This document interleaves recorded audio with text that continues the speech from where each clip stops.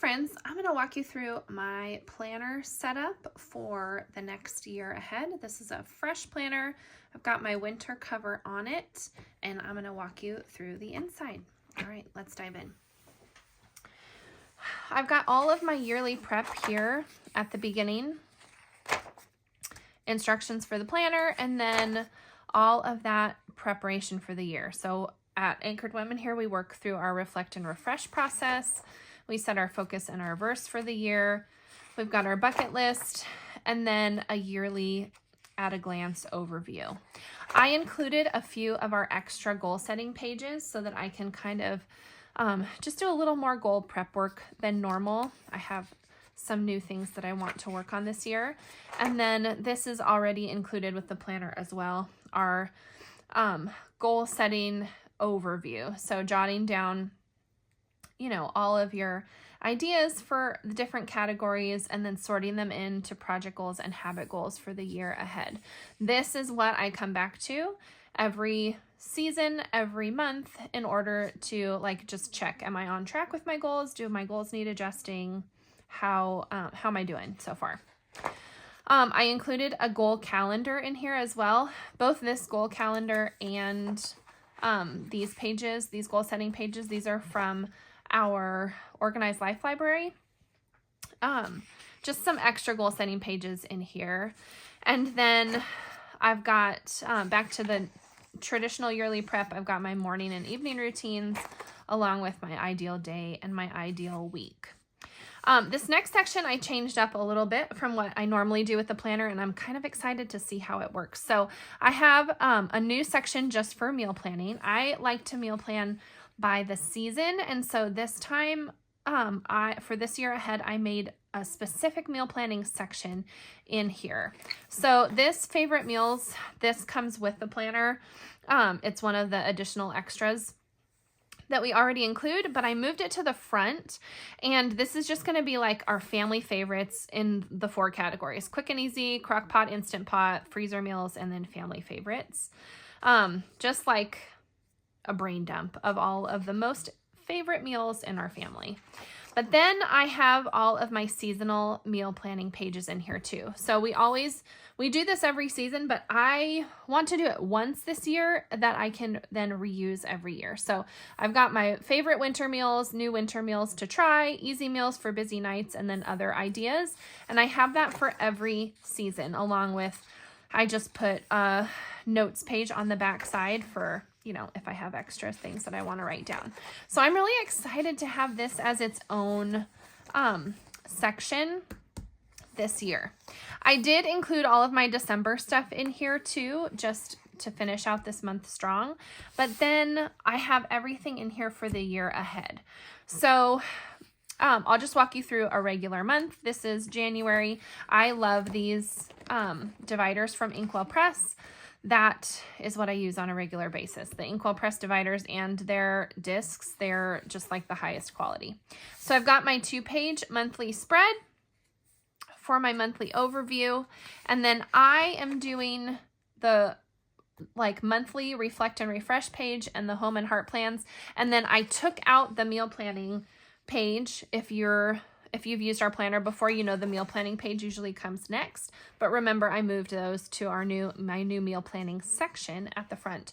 And instead, I put a master project list for the month on the back of that page. So now for each month, I have the calendar, I have my goal and focus refresh, I've got my plans for the month, and I have a master project list, which I'm really excited about. This is the spread I've been using lately, and I really love it. I actually just switched it up and created some new sections down here. So I have an hourly, weekly overview. The hours are written right down the side. I've got my 3 priorities for the week at the top of the page and my prayers down the side as well. And one thing I changed up in this one is I created a big task list for home stuff and for work stuff. And then my tasks will go on the right side, and then I'll pull out my top 3 priorities for the week over here. And then up here at the top, I will sort the top 3 out of these 6 priorities. Okay, so what is the most important thing that has to be done? The way my brain works, I just work better from small detail to like big picture, pulling out the things that are the most important. So I've got my work stuff over here, my home stuff over here, and then the top 3 things can be either work or home depending on the week. But I've been using this for a couple weeks now, and I really like the easy brain dump and then sorting sections here.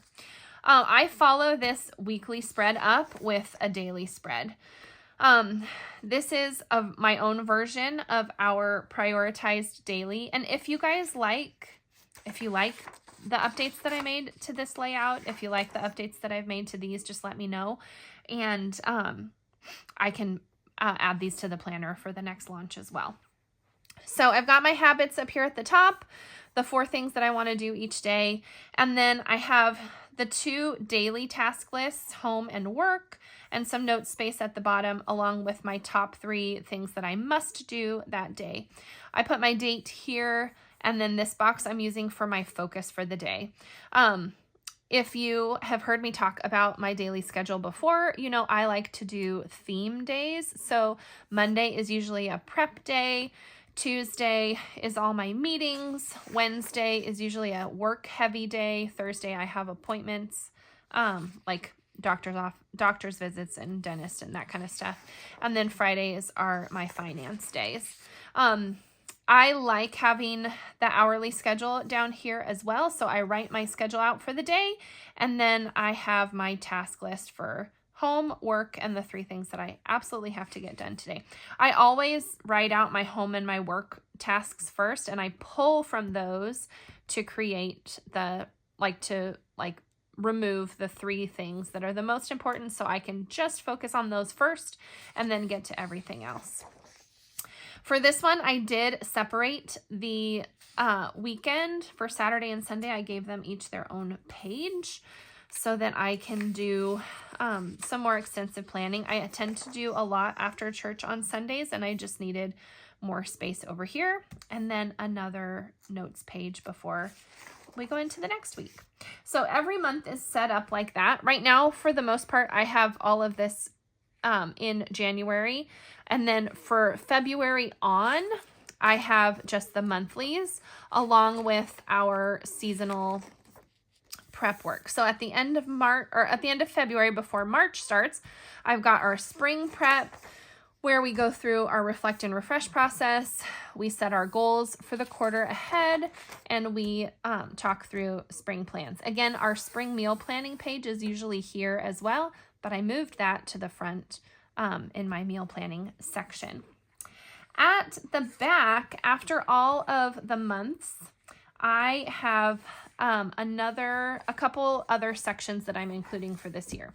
So I've got this section for all of my book reading. I have a section for books I've already read. This is already included with the SOS planner. It's one of the extras in the back of the planner. And then I also included my TBR list, all the books I want to read as well. So that's just my book reading section. And then I have my Anchored Women work planning section in the back. I like to have everything in one planner. That works best for me, everything in one place, so that I'm not juggling a bunch of different notebooks. So I have my Anchored Women stuff here. This is my business planner for the year ahead. Again, I have one of those at a glance pages, so I can jot down all of our events and our sales and all of the important things that are happening. And then this section is for content planning. So on the calendar side, I go through, okay, what emails am I sending? What blog posts am I writing? What sales are we having? What events are we hosting? And then I have a monthly checklist. Similar strategy to what you see me do in my personal life, but I've got my giant to-do list over here, and then the top 3 things that must get done this month. This section is just for me to kind of keep track of the promotions that we're offering, the freebies that we're offering, any important events coming up, and then I have another section. So I have that for the entire year here as well.